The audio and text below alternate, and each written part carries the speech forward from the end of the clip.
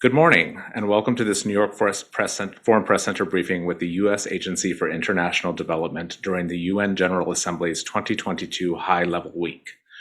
I'm honored to welcome Ms. Gillian Caldwell, USAID's Chief Climate Officer and Deputy Assistant Administrator. Ms. Caldwell will discuss the recently released action plan for the President's Emergency Plan for Adaptation and Resilience, or PREPARE. My name is Ryan Matheny, and I'll be your moderator for today's briefing. This briefing is on the record and is being live streamed and recorded. We will post a transcript and video of this event later today on our website, which is fpc.state.gov. If you haven't already done so, we ask that you make sure your Zoom profile reflects your full name and the media outlet you represent, please. We also invite you to turn on your camera should you wish. Ms. Caldwell will give opening remarks, and then we will have a period of Q&A, which I will moderate. At this point, Deputy Assistant Administrator Caldwell, the floor is yours.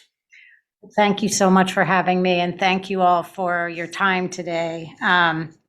Needless to say, we are facing a global crisis of really unprecedented proportions.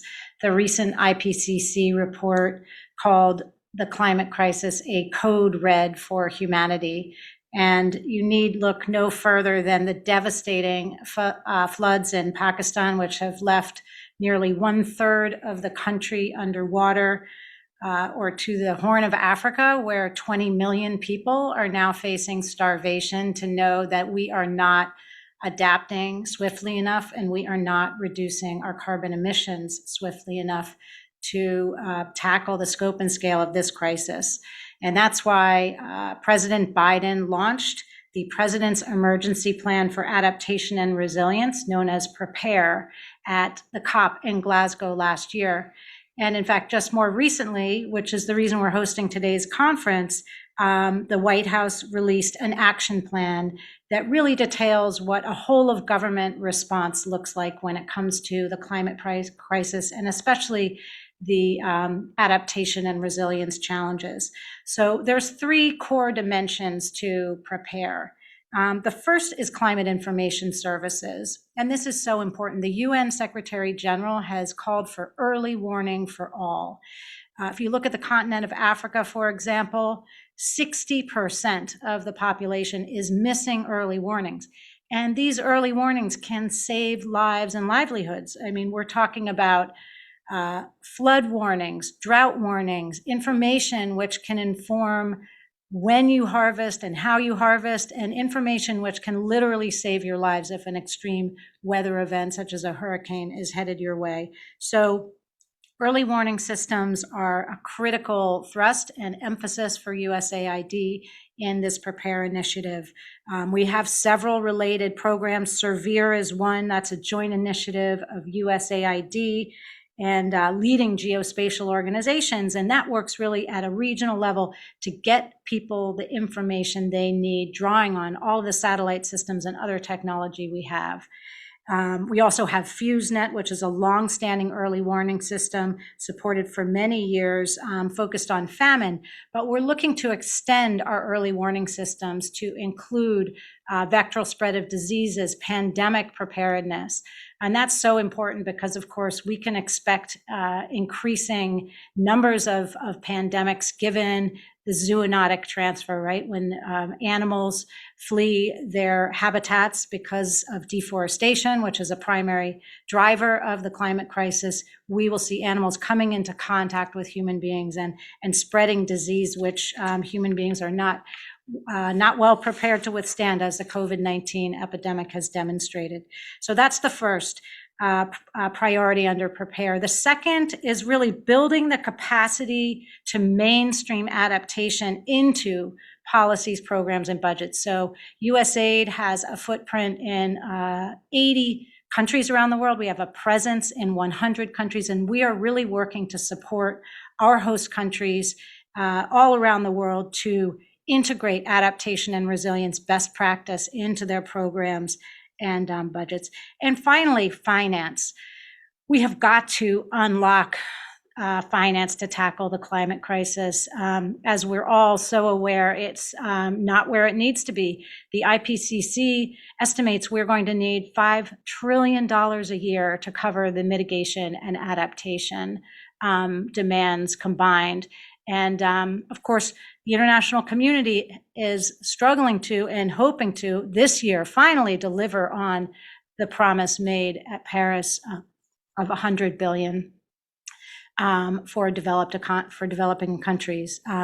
Needless to say, public coffers, the governments of the world are not going to be able to do it alone. We need public-private partnership to be able to address the scope and scale of this challenge.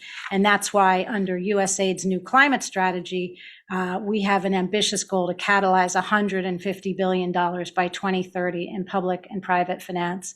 We also have goals to reduce carbon emissions by 6 billion metric tons, and to do so in large part by preserving and protecting the lungs of the planet, 100 million hectares of carbon critical landscape around the world. So, I'm pleased to be with you today and happy to take whatever questions I can field. Thank you, Ms. Caldwell. It's now time for the Q&A portion of this event. We would like to remind you that in order to be called on, we ask that you please identify yourself by renaming yourself with your full name and media outlet name in the Zoom. If you'd like to ask a question, you can raise your digital hand to be called on, or you can type the question in the chat function and I will read it out for you.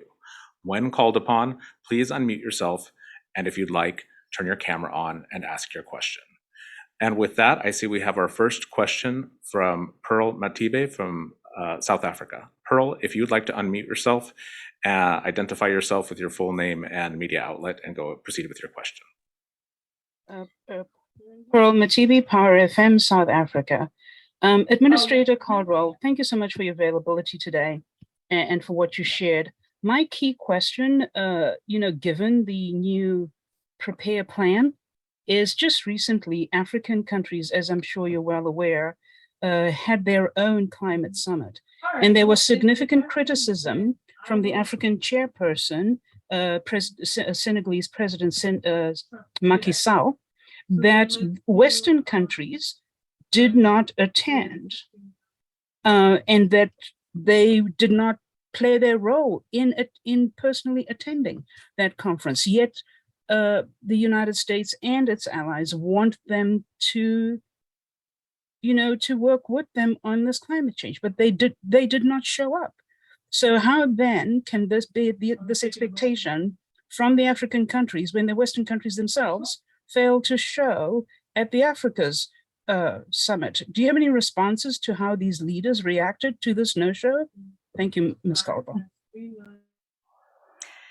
I mean, I can understand the reaction. I also know from inside the US government that we are literally running from pillar to post to try to attend as many relevant convenings as possible and to demonstrate, our commitment and our solidarity, not just with the African continent, but with so many other countries facing substantial challenges when it comes to the crisis. I can't speak specifically as to why the U.S. Was unable to attend that, but I certainly wouldn't want it to be read as a lack of commitment to partnership with Africa. The continent is facing the most devastating consequences of the climate crisis. Africans have contributed less to the climate crisis than almost any countries in the world, and they warrant and deserve the support of the United States and many other countries around the world. Ms. Caldwell, I'd appreciate if you could ask other officers and maybe get back to me about why that was. It certainly was significant to have the leader of the entire region make this complaint. So I'd appreciate some feedback about that. Thanks. Yeah. I'm happy. The State Department will absolutely revert to you on that as they would have coordinated our delegation. Thank you. Thank you, Pearl, and thank you, Ms. Caldwell. While we wait for another question, I would like to ask you regarding the the President's Emergency Plan for Adaptation and Resilience, what is the role of the private sector in these plans? as well. As I've said, we're just not going to get where we need to go in terms of the scope and scale of investment required to tackle the climate crisis without genuine partnership with the private sector. And governments like USAID have an important role to play in providing the concessional finance, the first loss guarantee, that early stage capital that will help reduce the perceived and actual risk for investors. I just met yesterday, for example, with the New York City Comptroller's Office and the executive director of one of their pension funds.